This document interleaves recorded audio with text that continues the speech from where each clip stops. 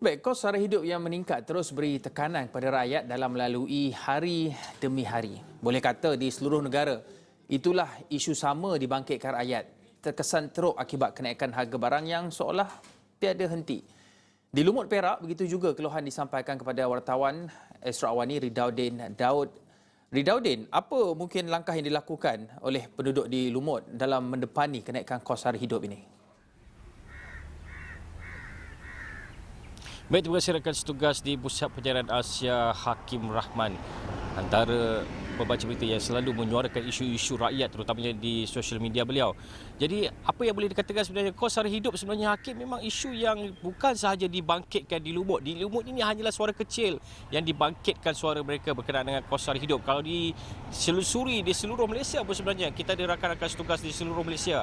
Kalau diikutkan sebenarnya kos sara hidup, isu ini banyak kali dibangkitkan, banyak kali disuarakan, banyak kali juga dirintihkan oleh penduduk-penduduk rakyat-rakyat di serata Malaysia ini. Kerana menurut mereka antara barang-barang yang paling banyak menekan mereka terutamanya apabila kenaikan melibatkan harga makanan terutamanya seperti ayam, ikan, daging dan sebagainya. Saya kini berada di Lumut.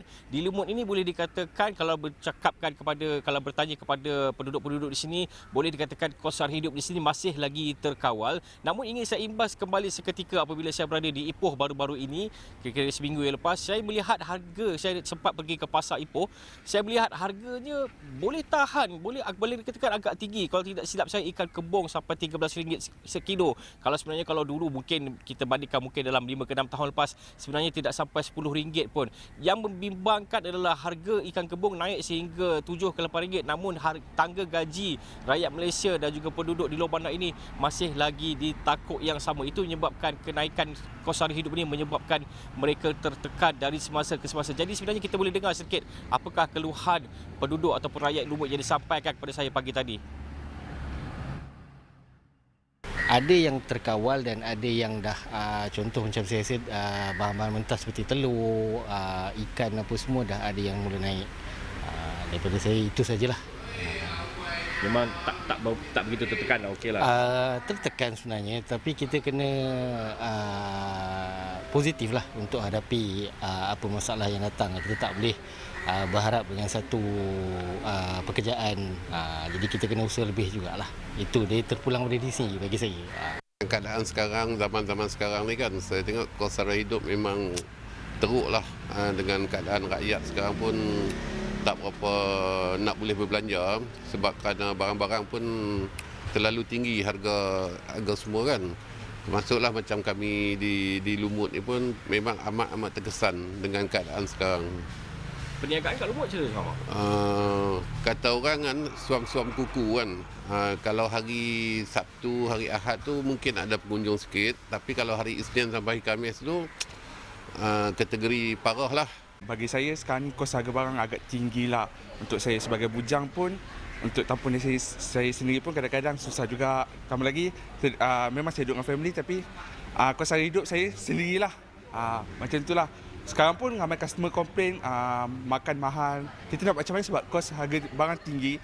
So kita pun kena ikut harga barang lah. Kalau harga barang tinggi, makan pun jadi mahal lah.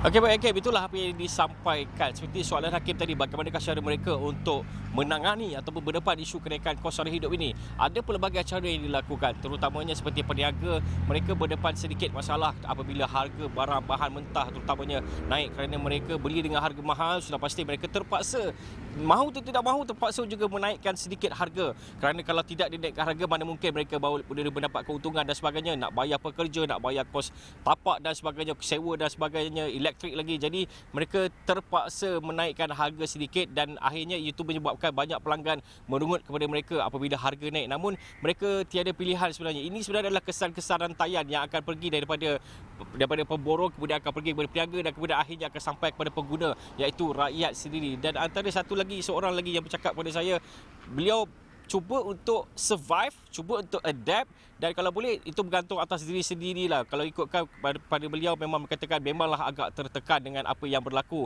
Namun itu pada beliau dapat cuba untuk mengawal dengan sebaiknya dan follow with the flow, ikut sahaja apa yang berlaku dan kemudian cuba mencari titik-titik untuk mengeluarkan diri dari tekanan sebegitu. Itu kalau yang boleh melakukannya tidak mengapalah. Namun sebenarnya banyak sebenarnya di isu di luar bandar ini sebenarnya yang menyedihkan adalah apabila kos sara hidup meningkat namun pada masa sama pendapatan mereka masih lagi kekal di tahap yang sama. Itulah yang membuatkan mereka berasa tertekan. Walaupun gaji minimum sudah pun diumumkan 1,500. Namun majikan di luar bandar ini sebenarnya masih lagi ada yang tidak begitu mampu untuk menggajikan sehingga 1,500 seorang.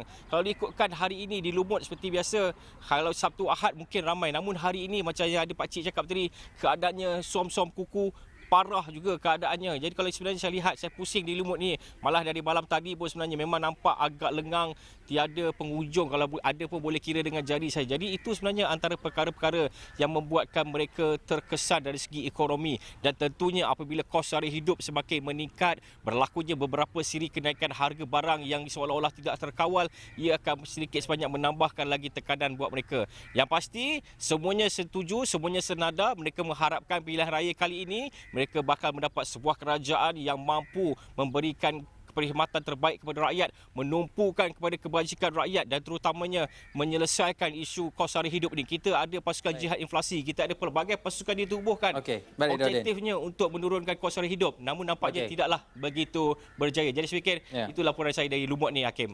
Terima kasih Ridauddin Daud. Pastinya isu kos sara hidup dan ekonomi ini antara kebimbangan utama dalam yang dapat kita lihat dalam tinjauan awam ataupun kaji selidik yang dilakukan.